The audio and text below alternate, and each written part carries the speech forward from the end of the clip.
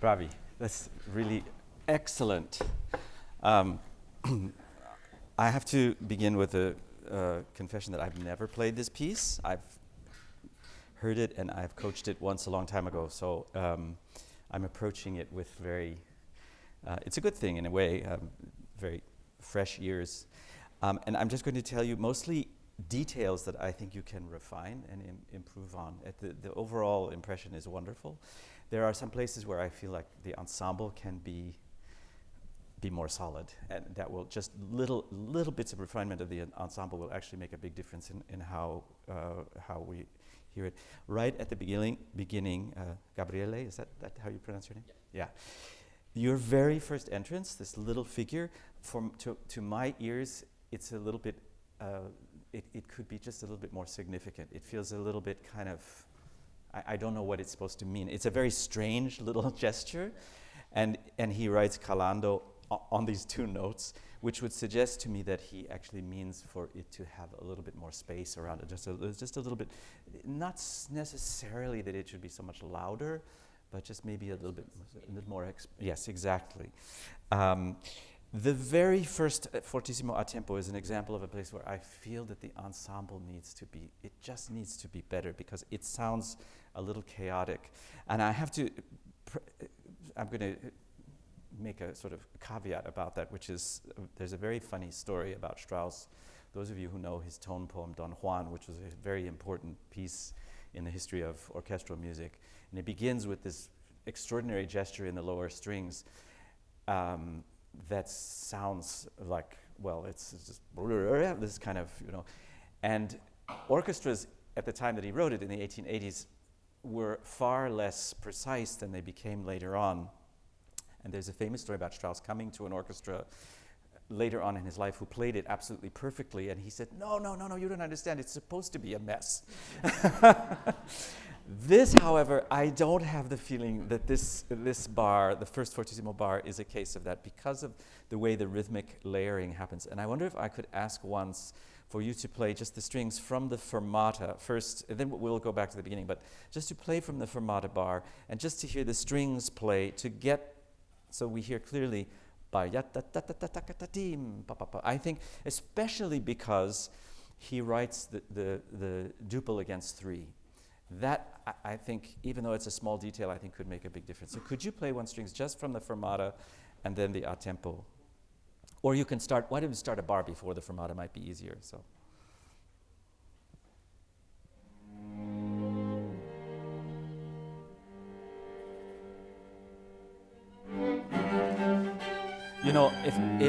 If I may say so, I feel like the cue is not clear enough. I don't know if it's because it's starting on, but there's something about the gesture that is just, it doesn't necessarily have to be bigger, but it has to be more incisive so that attack, and then we'll try it with you. But if you would just do that once more, please.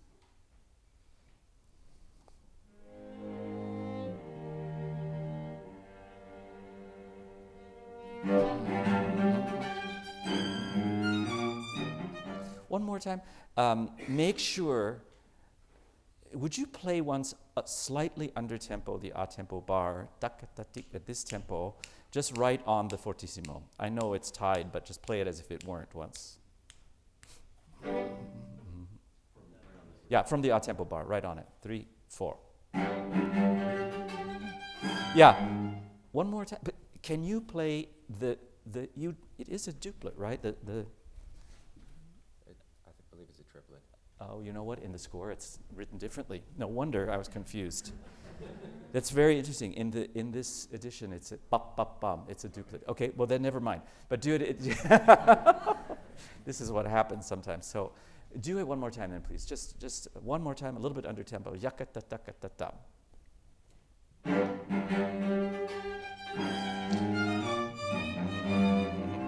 Yeah, the only thing I would say, and then I'm going to ask you to do it all together, is to be sure that you don't, we want to be able to hear, especially now that I know that it is all triplets, that yakata-takata-takata-tam, absolutely through the bar, so that they can really line up with Gabriele's triplets.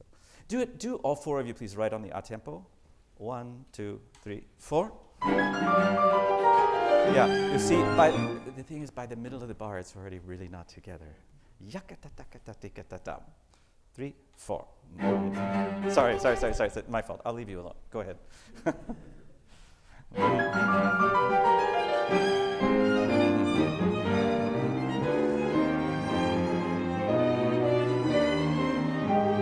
Good. That's much better. I don't know if you feel the difference, but to me, it feels much more cohesive and coherent. Can you start now once more from the beginning? And I would say, I don't know how do you conceive of this opening? I'm just curious if any of you could say it's these unison octaves in terms of sort of the affect, the psychological state, the emotion of it. Because it's a little peculiar, actually. Maybe brooding? Yes, I think so. I think it could be, you could brood more. Okay.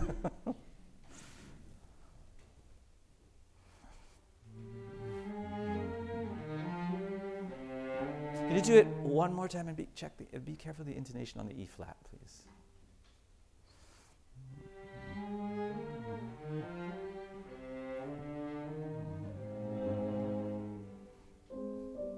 Beautiful.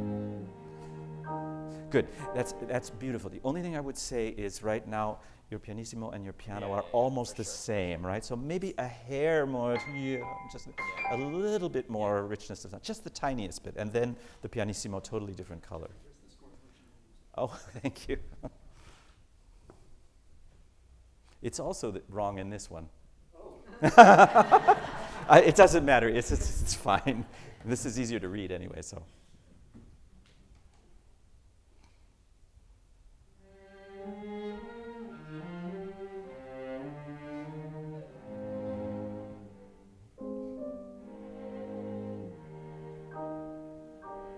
Beautiful.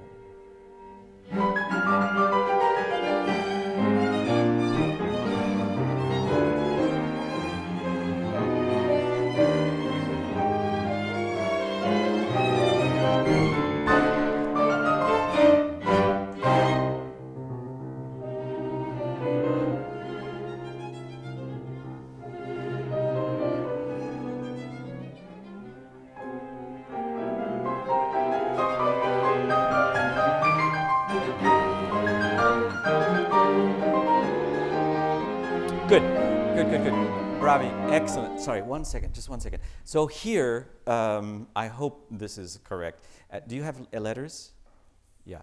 At letter A, at the end of the bar, the strings here, you do have a duple, right? This is two eighth notes, and you have to play both duple and triple, right? There, I feel that because of the polyrhythm, you should make more of the duple. Yam bam beam. I think this is a real sort of issue in the piece, so to speak, that we have this conflict sometimes between the duple and triple rhythm. That's really, really excellent. Maybe start just from before A, 1, 2, 3, 4, 5, 6, 7. 7 before.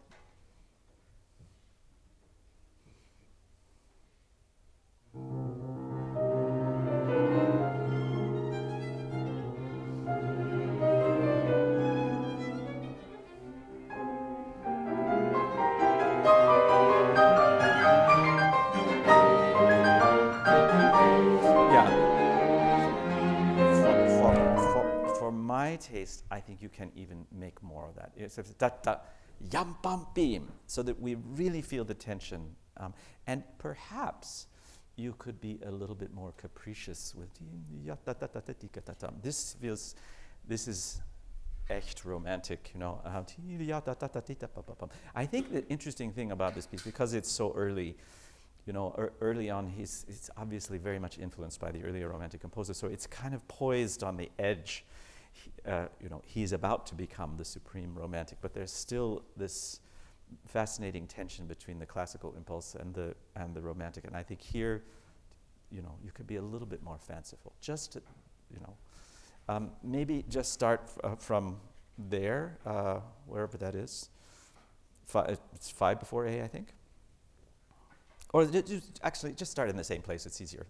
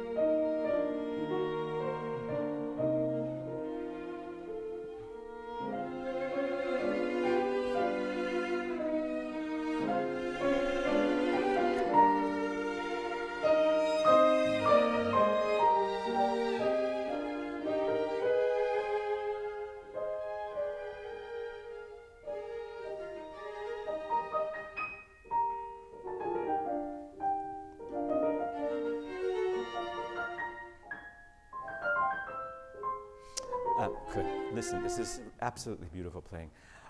I want to just point out one thing. You may be doing it always deliberately or maybe not. You're very often breaking the hands. Are you aware of it? No. Okay. In that case, I'm glad I mentioned it.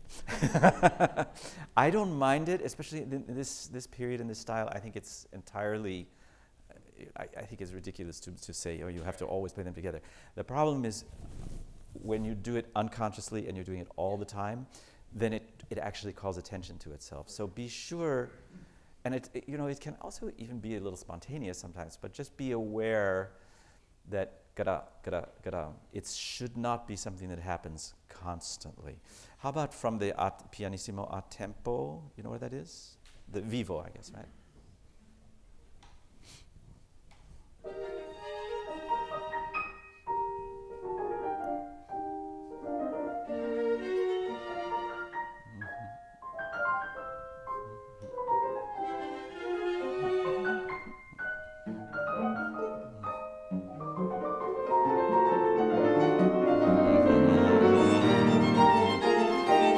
Good.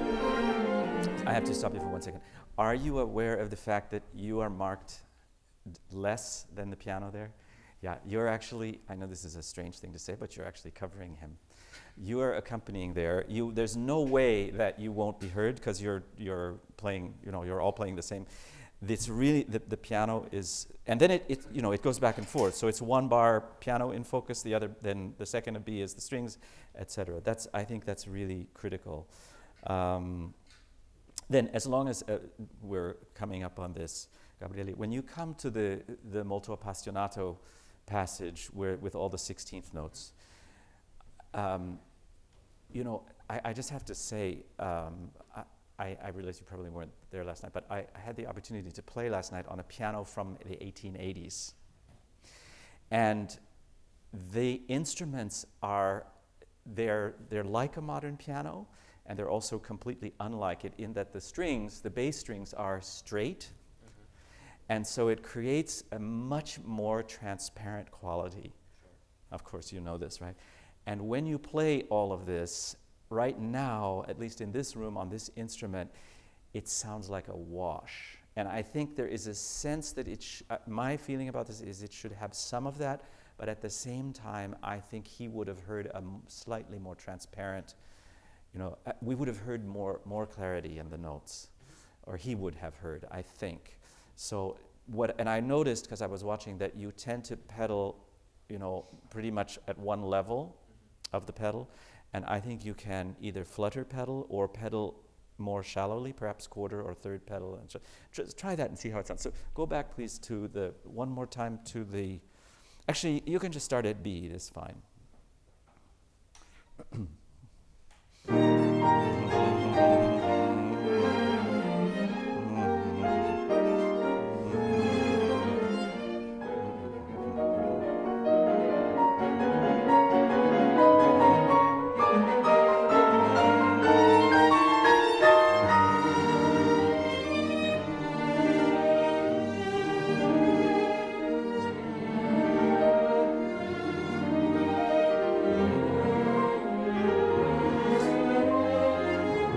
Yeah, okay, sorry, forgive me everyone, it's beautiful. However, this is another example of a place where there's a real ensemble issue, which is that I feel like you're not necessarily hearing the low notes, or if you are, you're not quite playing as if you're responding to them. I think the bass has to be clear.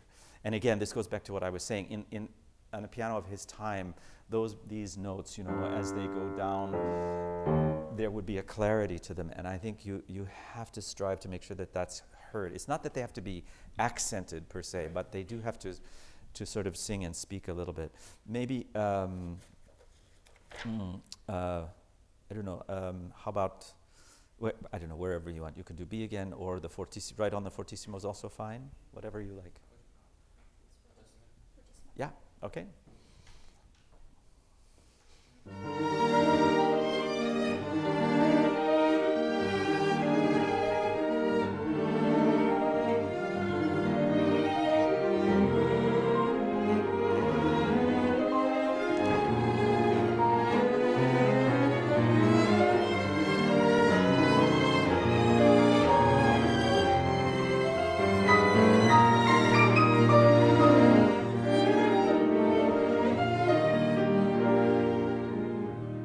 Ah, yes, and there again, ensemble. The eighth note, that beautiful last eighth note, you really all have to sing it and feel it together. It's really not together. We won't do it again now, but as you rehearse it, again, I would suggest you really try to make sure you hear that you're really tuning into the bass, the left hand of the piano there. And responding to it. Let's go on from, well, actually, I would like to hear that a little bit one more time, just before the repeat sign, 4, 5, 6, 7, 8, 9, 10, 11. How about 11 before the, I think that's right. Is that right? It's your con espressione. Here? Yeah, this bar with the pickup maybe. Is that 11 before? Yeah.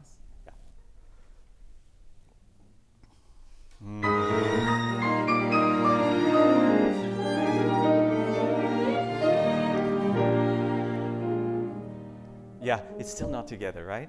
One more time.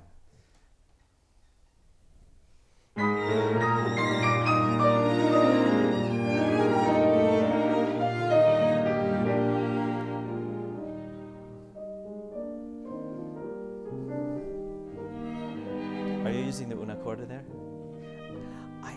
I think just one more time. Yeah, could you try it without? Just try it and see how it feels. Just right on that. So.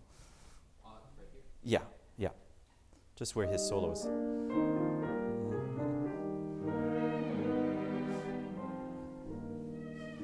I think it's better without una corda there. Not too soft yet because here, right.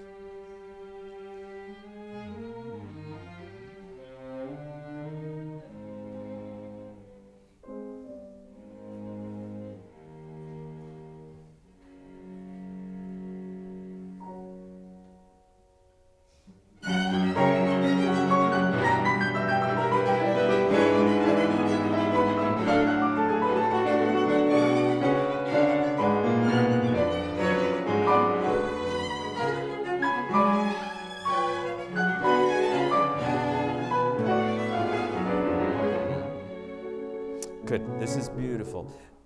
Right here, when you begin your tune,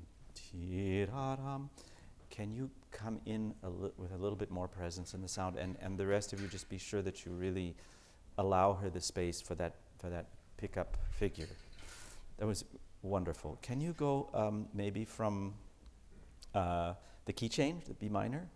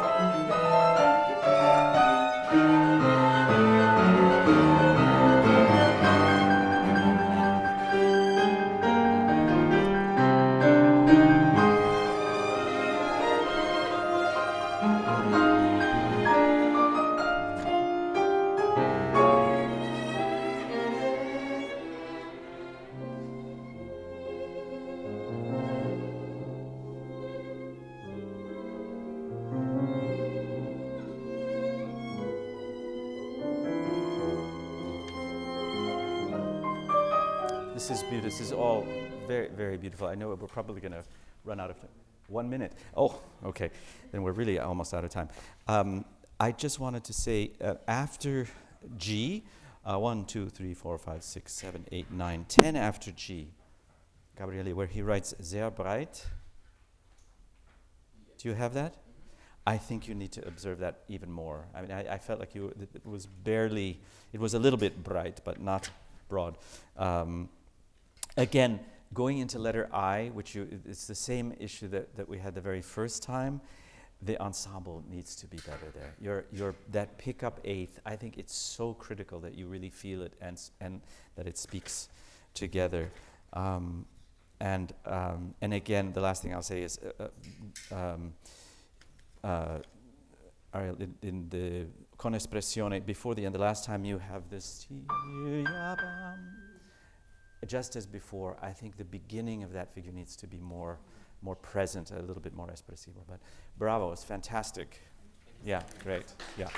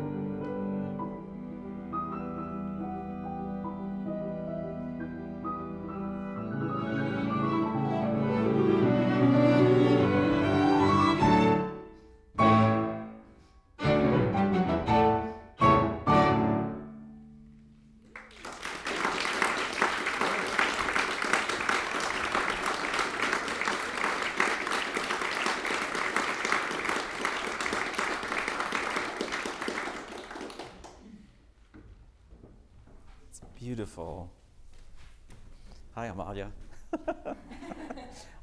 In the interest of full disclosure, I have to tell you, I did not know Amalia was going to be here. And Amalia's father played at my wedding 40 years ago. Yeah. It's really, it's wonderful playing. I have a few minor things, but one major issue that I would like to call to your attention. And I would like to ask you once to please play you have bar numbers, I think, yes? Could you please play bar 171, start maybe at 171.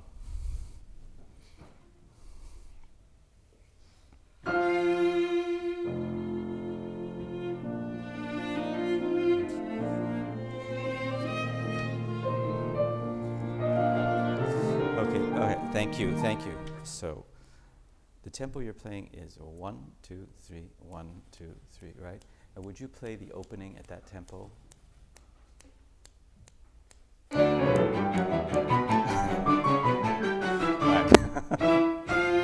So, the question is, do you really want there to be that much difference? I think we know, one of the things we know for a certainty is that Beethoven famously said when he began to use the metronome, which he was incredibly excited about at first, and there's a famous article which was published, signed by Beethoven and Salieri, advocating the use of the metronome. Beethoven was tremendously enthusiastic about the metronome, where there is no metronome mark on this movement, because he thought, finally, I can control how people are going to play my music. And then later on, he said, allegedly, of course, that metronome mark only applies to the first few bars. We have, over the last 100 years, an approach to Beethoven developed, one, sort of the Serkin-Toscanini school, which was incredibly rigorous with respect to issues of tempo, consistency of tempo. I don't subscribe to that. On the other hand, I think if you were to measure this on the metronome, I think we're talking about at least 15 points difference. It's a huge discrepancy. And I don't mean to tell you that I think it's wrong, but I'm not convinced by it. I have the opposite experience with this piece than with the Strauss that we just heard, because I had never played that, and I just played this 3 weeks ago. So I have my own very strong feelings about it right in my mind. But I would like to ask you, just for the sake of experiment, to do an experiment, and by all means, I think that the lyrical material that comes right after this incredible rocket-like opening gesture should not feel driven in any way. However, I'd like to ask that you experiment with feeling it more in 1 and less in 3. Right now, it feels very much in 3 to me, and I think it'd be interesting to try and see how it feels to keep the feeling of 1, which you have at the, I think more at the beginning. It's always, it's right on the border between 1 and 3. It's both, really, but. So could you just experiment with that one? So that when you come in with a beautiful cello melody, let it relax, but see if you can sort of maintain some sense of the connection. He writes allegro vivace e con brio. These qualifying adjectives that he applies are always incredibly important. The difference between allegro maestoso, allegro con brio, allegro vivace, allegro molto, etc., etc. And here he writes allegro. And I think the con brio is, brio is a word that actually it is an English word, even though it's an Italian word, and that has to continue, I think. Okay, so try the opening once more with this in mind.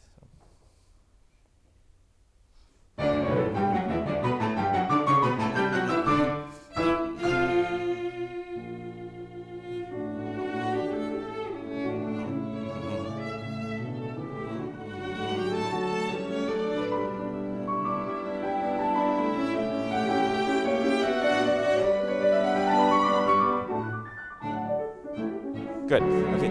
Excellent. Excellent. To my taste, this is more convincing. I do think that one of the trickiest things in this opening. There are many trickiest things. One is the timing. Where in the fourth bar, where does that E natural come? I feel that it's not absolutely unified. This dum ba da bum bum bum, right? There's just has to have a kind of iron-like quality about it. And also very, very difficult is the placement of the subito piano in 16, 17, 18, 19. I don't feel that's completely unified either. Try the opening once more, just for the timing of that fourth bar.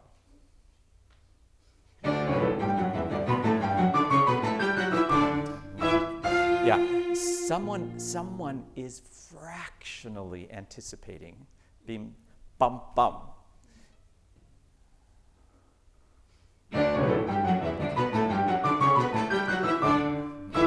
Yes, exactly.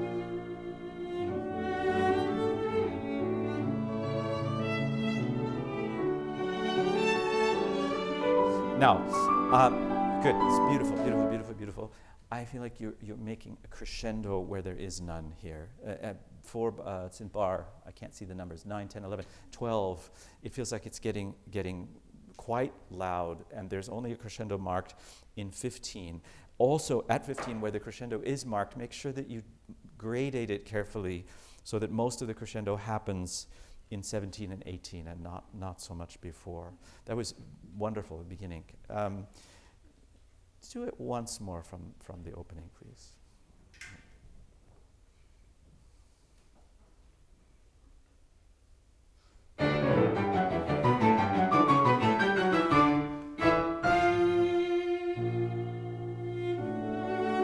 I have a favor to ask of you. I'm going to ask you to do something a little bit strange. Would you play this opening once and play, instead of playing an F natural, everybody on the 1, 2, 3, 4, 5th bar, play an F sharp.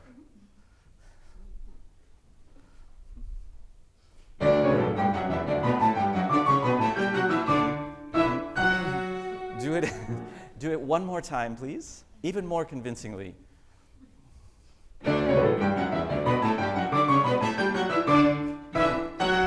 Now play the F natural.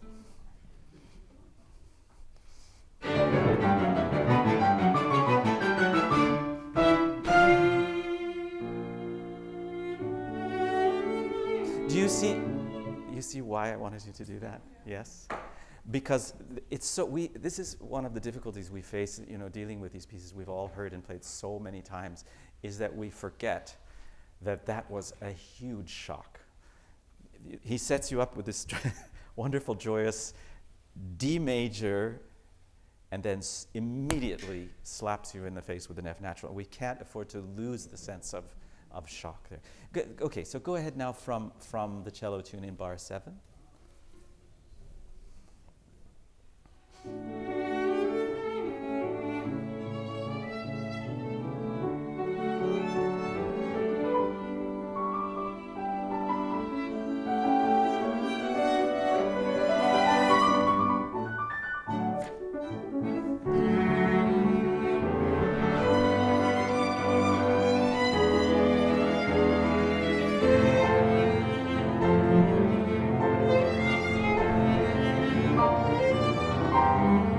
Good, excellent, bravi.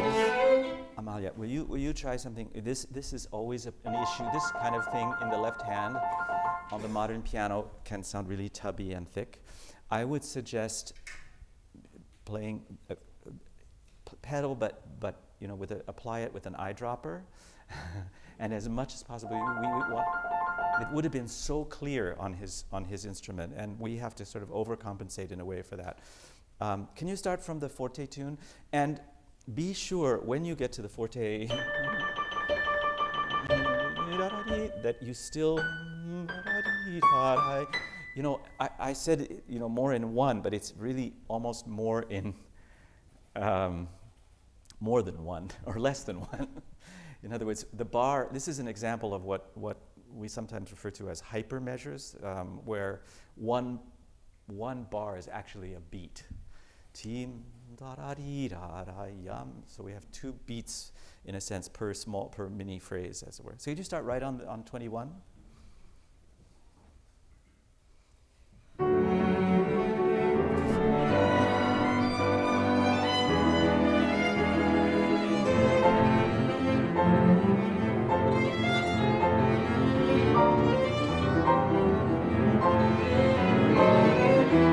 Good. Yeah. Good. Sorry. And one more time. I think you're a tiny bit loud. A little bit loud. So.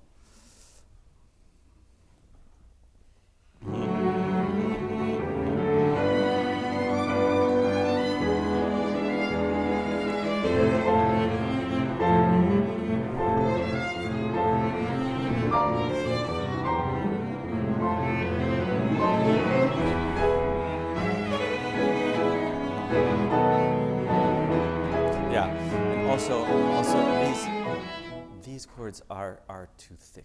Okay. Again, think of the sound. It's not that I believe we should imitate when we're playing on a modern piano. We should not imitate the forte piano, but I think it's good to have in mind the transparency and clarity of that sound. So they shouldn't have this block quality, but rather more this ringing and transparent, especially when you're playing with the cello. Can we start at 35, please?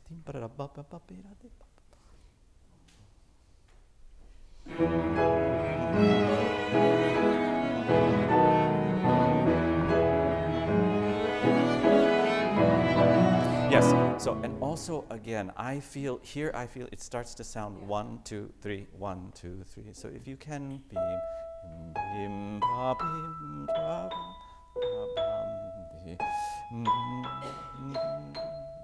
so really 4 bars is 1 bar.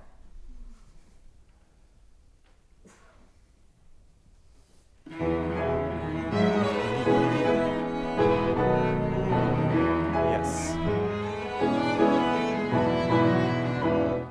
Beautiful.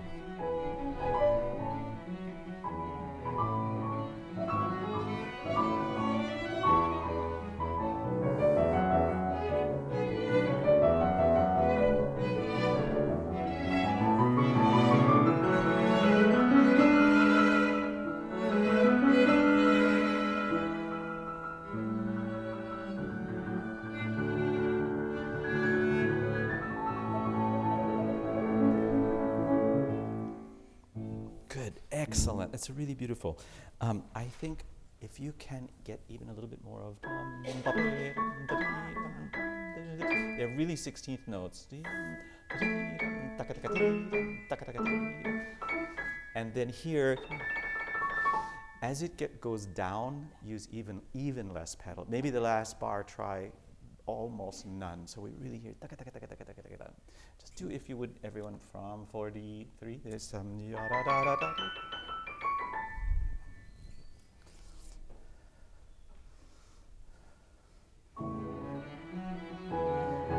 yes. Yeah.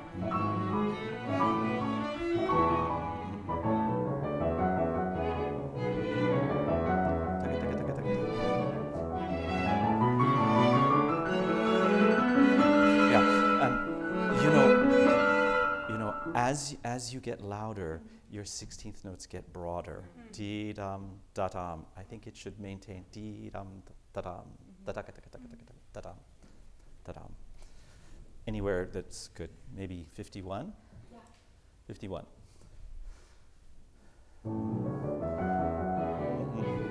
Right.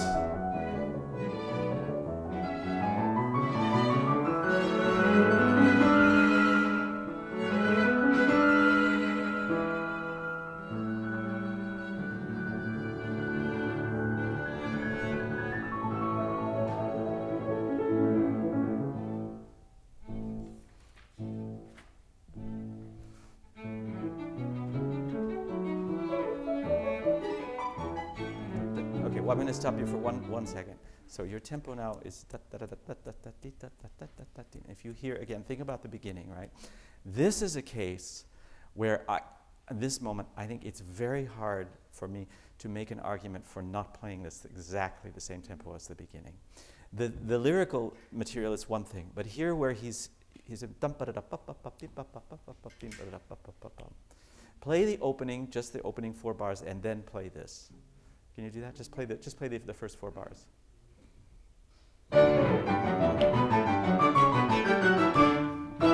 Great, and now right at the double bar, 1, 2, 3, 1, 2, 3.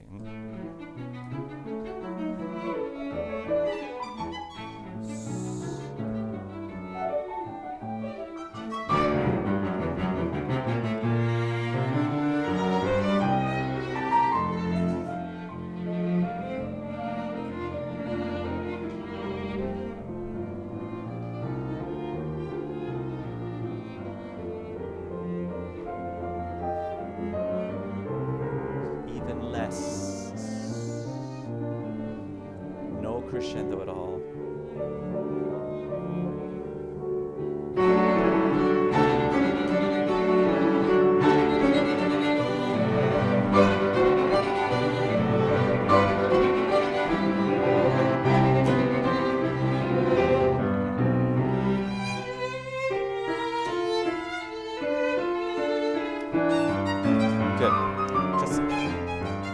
Excellent, really, really, really, so fine.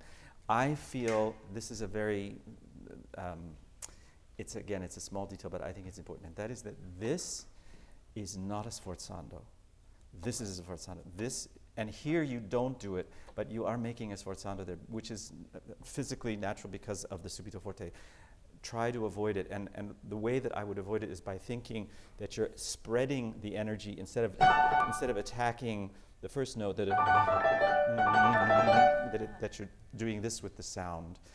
And if you all feel at this passage, that imagine that you're actually, there's a tiny physical breath in between each bar. So you're not rushing to get to the sforzando, right? I see you sort of grabbing for it, right? Instead of do the opposite.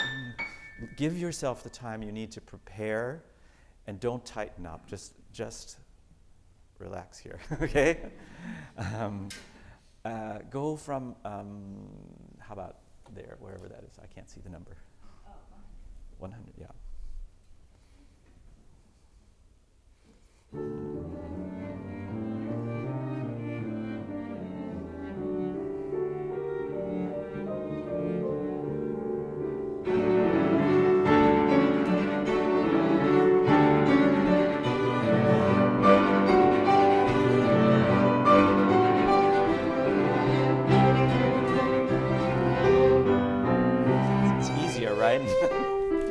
No, I was just saying it's easier to play it that way for the piano. I don't know about you guys, but yeah, good, Ravi. Be careful also here with the pedal, right? And it could be a little bit less pedal. Okay, we don't need to go back there. How about 117 or something, or 116? 116.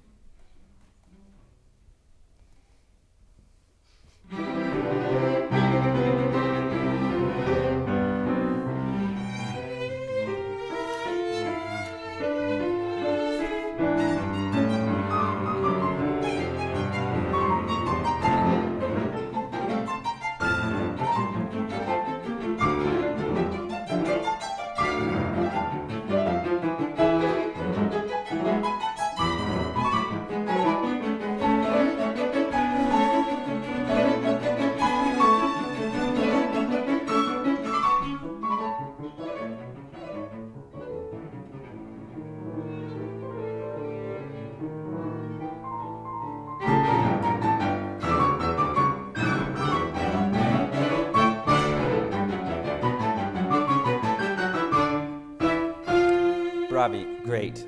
It's so terrific. If you take time, this is it's one of these incredibly tricky timing things that happen so often with Beethoven. If when you come to the recapitulation, you take time before the downbeat, don't also take time after the downbeat. I don't even know if you're aware of it. You're taking a little bit of time after the fortissimo downbeat at the recapitulation. In addition to preparing it, it's one or the other, and I think probably the form, in other words, not da da da da da da da da. it's a little bit counterintuitive because physically there's an impulse to do that, but I would avoid it. Can you go from before the recap 4 bars, the fortissimo? I think it's 153. 153.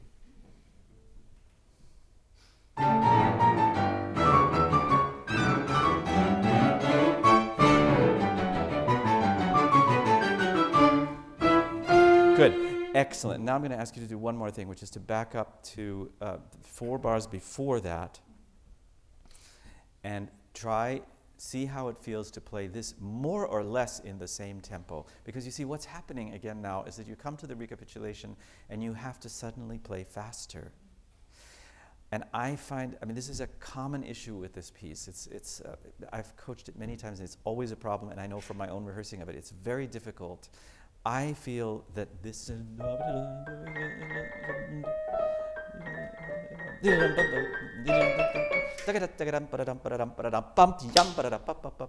for me, it really feels like tempo consistency is preferable.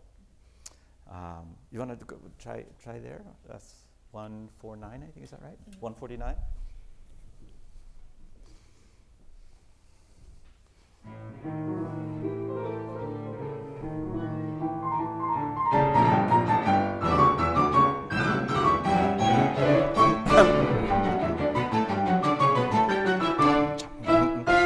Be careful. It's excellent, but be careful that the E natural doesn't come too soon. It's a split second too soon. You did it. You really nailed it the earlier time. Just start right on the recapitulation. It's fine.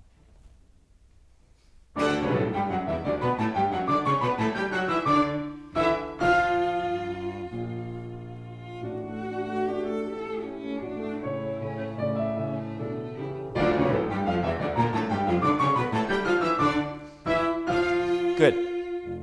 One little tiny thing. Don't anticipate the fortissimo, the D minor surprise. Again, so this is, this is sort of the fact that he goes into the minor is a kind of, I don't know, it refers in a way to this issue that we have from the very opening bars of the piece, major minor.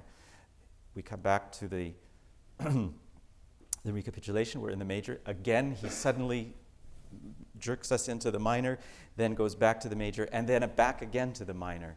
So when you come to the little, just before this, don't think ahead. Finish the bar. You have to kind of trick yourself in a way into not jumping the gun there. Right on the recapitulation once again.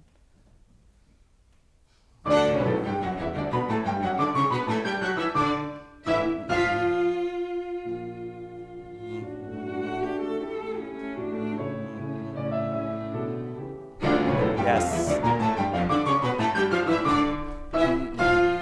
Excellent. Go ahead.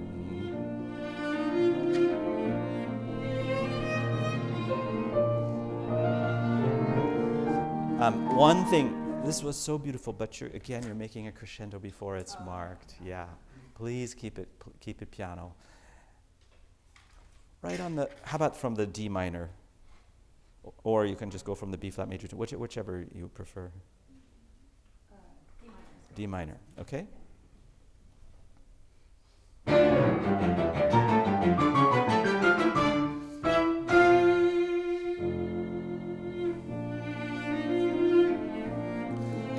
Dolce. Shh. Now less. Now.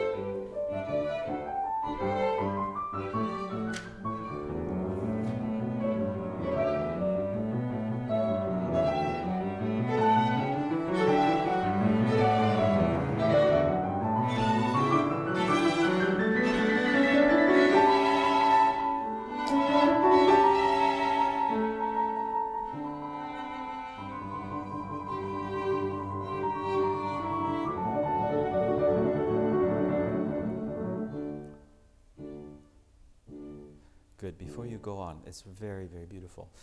I would like to ask you to try once. Can you go from, can I sit down for 1 second? That when you come to this,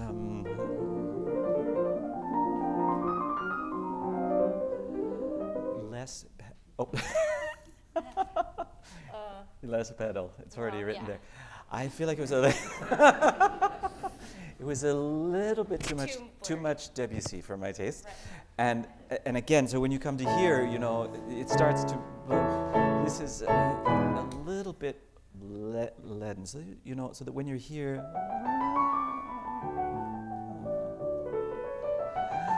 right? Or just like it's all floating. And yeah, it was like almost Mendelssohn-like. And here, not too much crescendo, not too soon, and not too much. And by the time you get to here, you want to be able to hear the rhythm really clearly. It's okay if it feels loud.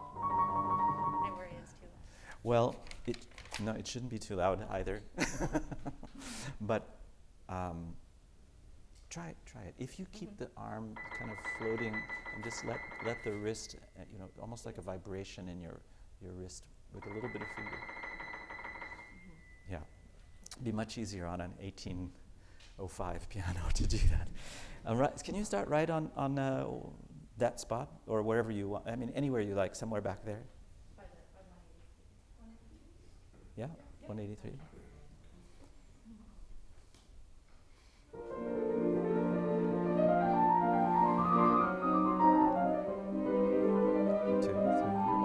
Okay, look, so here's the problem. The tempo you're playing now, again, is 1, 2, 3. Dun, da, da, da, da, da, da, da, da, da, da, da, dun. I don't want to make you feel like you have to play exactly the same tempo, but to me, it's too much difference. Try this. So 1, 2, 3, 1, 2, 3. That's beautiful.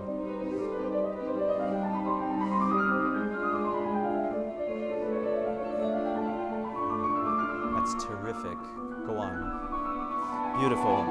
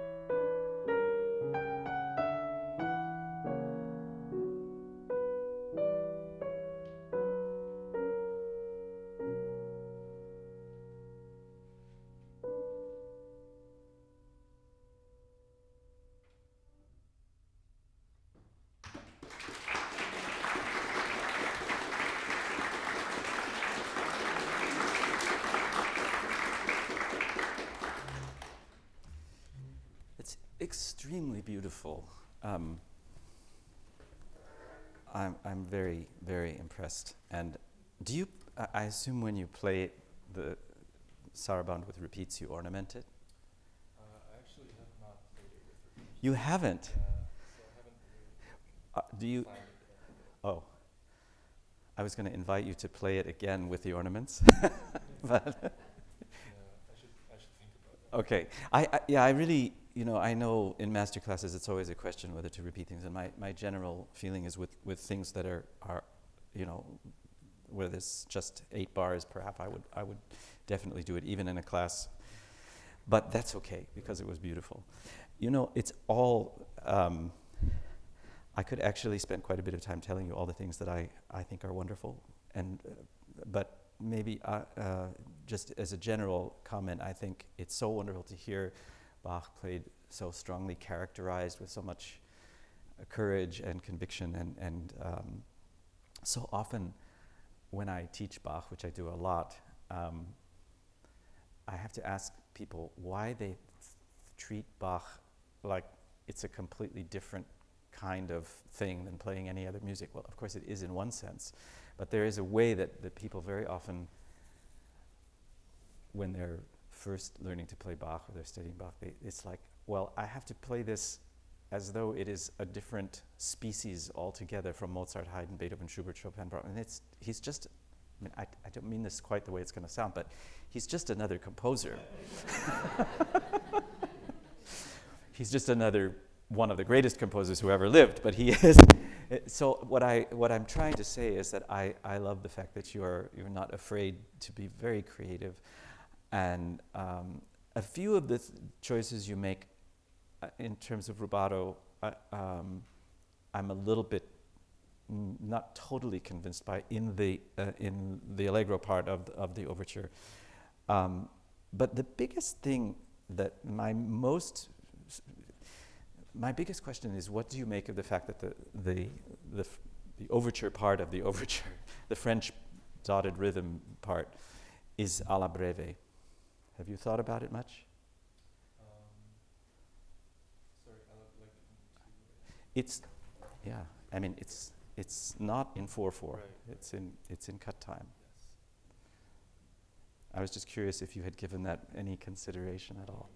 I especially get stuck when there's like things like that, and it ends up being like in 4, because like then. Well, yeah, exactly. I mean, for me, it's almost not so much a question of tempo, although I feel it is a little bit too slow.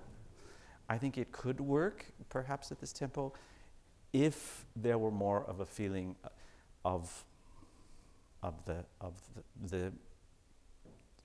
the huge 2 of it.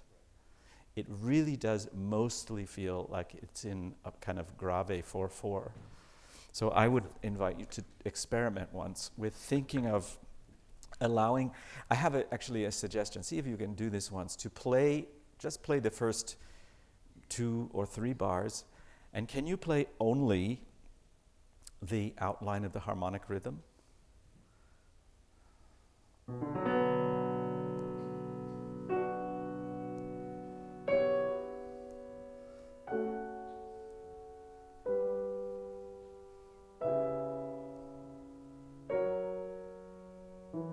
Yes, exactly. First of all, can I just say I'm very impressed that you actually could do that without thinking about it. Because most of the time when I ask people to do that, they have no idea what I'm talking about. So thank you.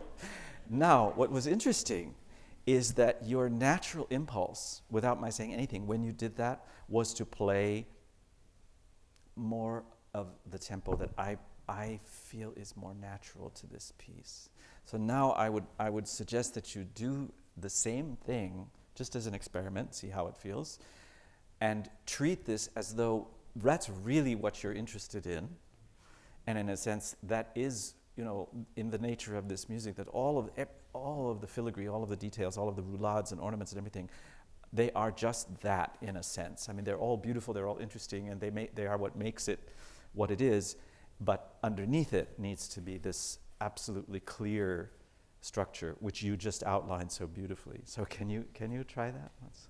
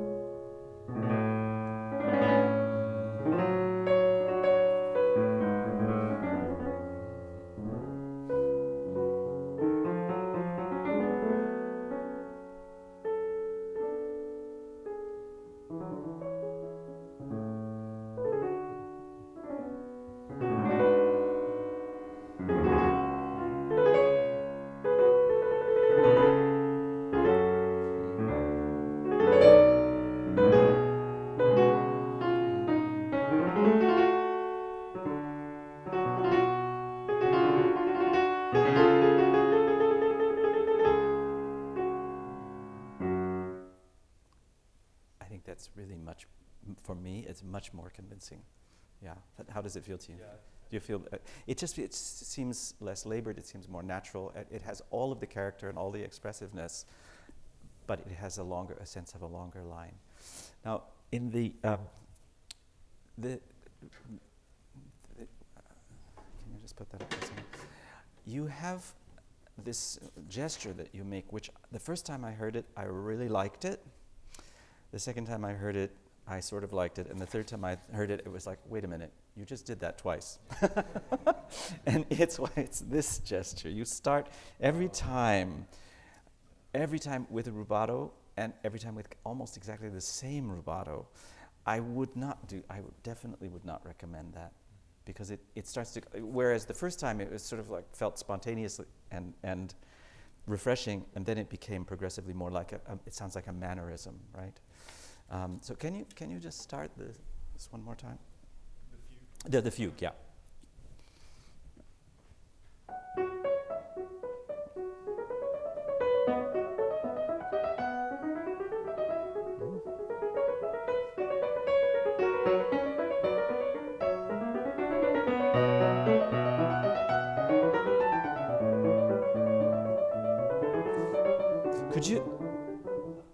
Could you do that one more time? There was something, I don't know if that was just a momentary lapse or I'm looking at a different edition than you learned from, but can you start the fugue one more time?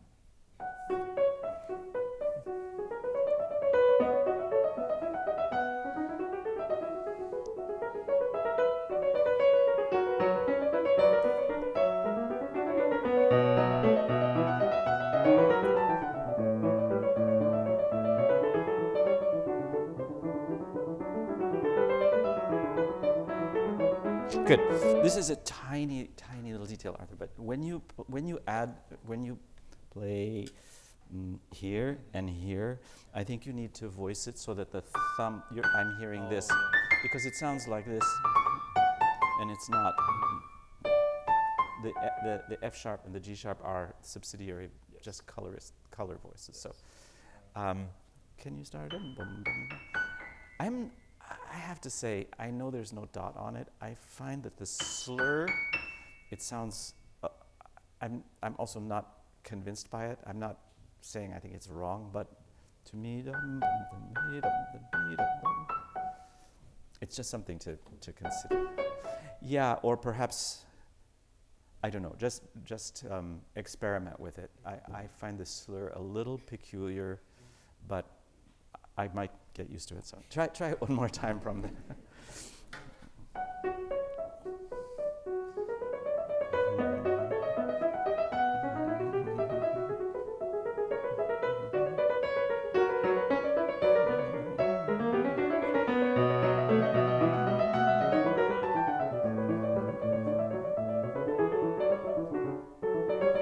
That's right.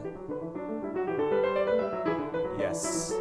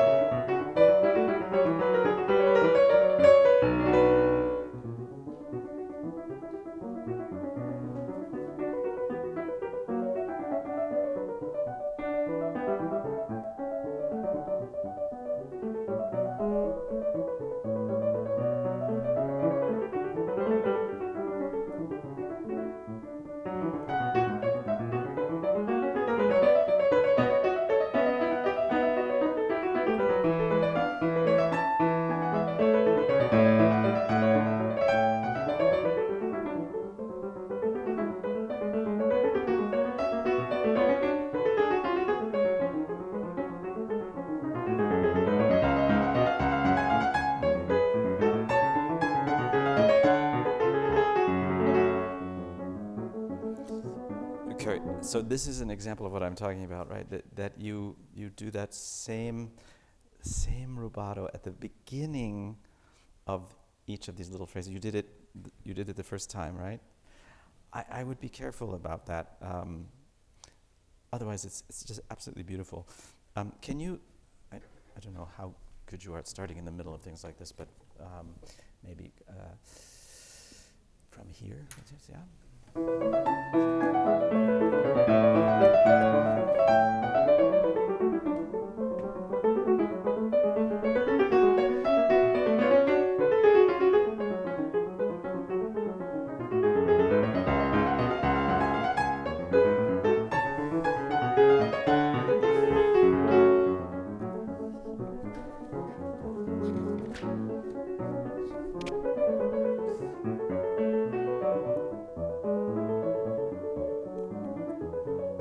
Good. This is just outstanding. Right there, where you have, I would make sure that the low notes are a little bit more clear. Yes. Yes.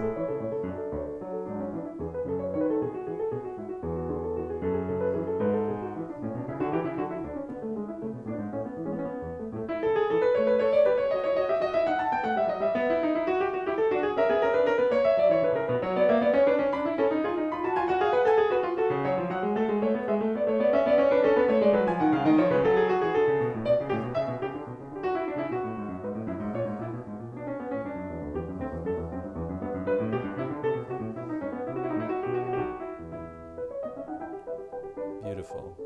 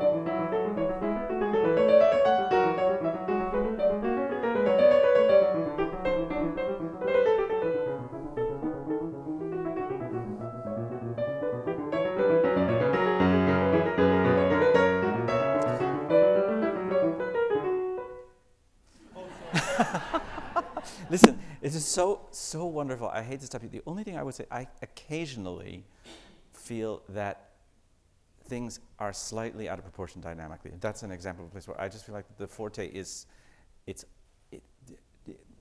a little bit too much in the bass, right? I think a little goes a long way. If you want to just try, I really didn't want to stop you because it's so excellent, but somewhere there. And then try when you come to the place where you have the pedal point F sharps, be a little bit more restrained. Still with strength and power, but not quite so much.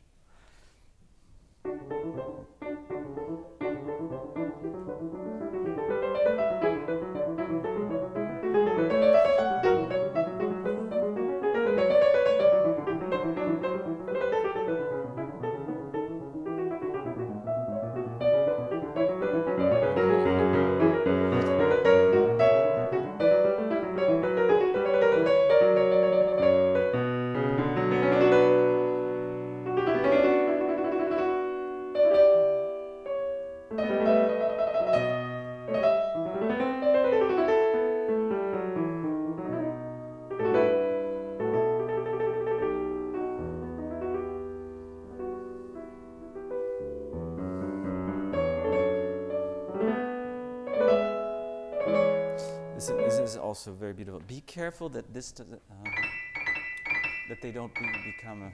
They should always, rather than every once in a while, it becomes slightly too crushed, I think.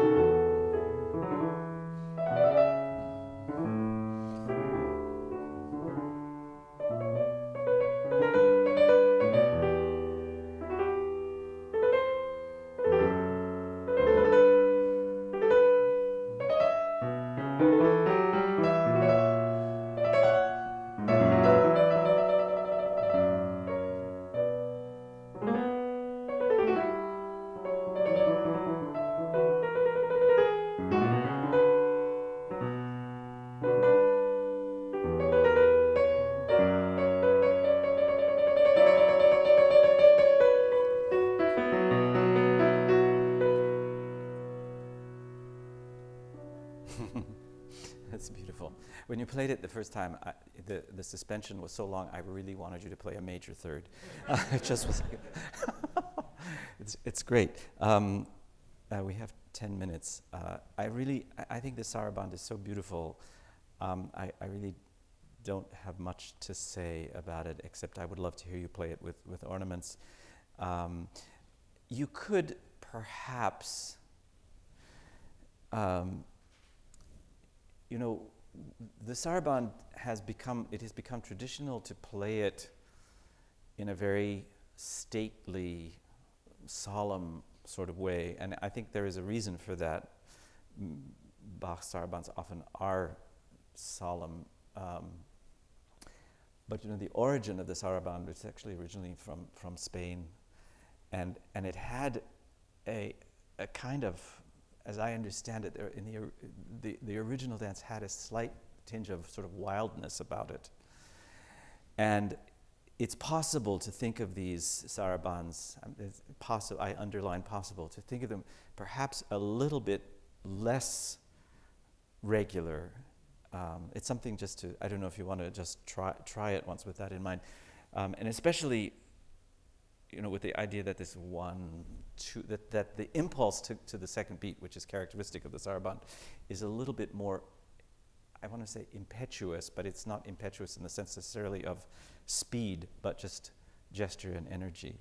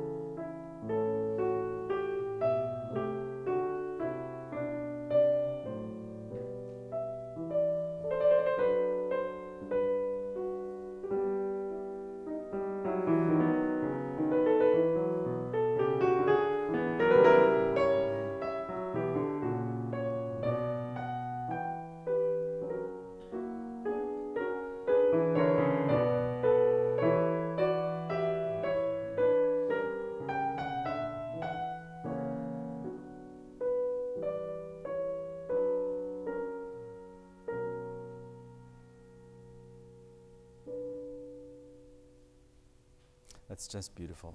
Bravo. Thank you. Brilliant. It's fantastic. Really incredible.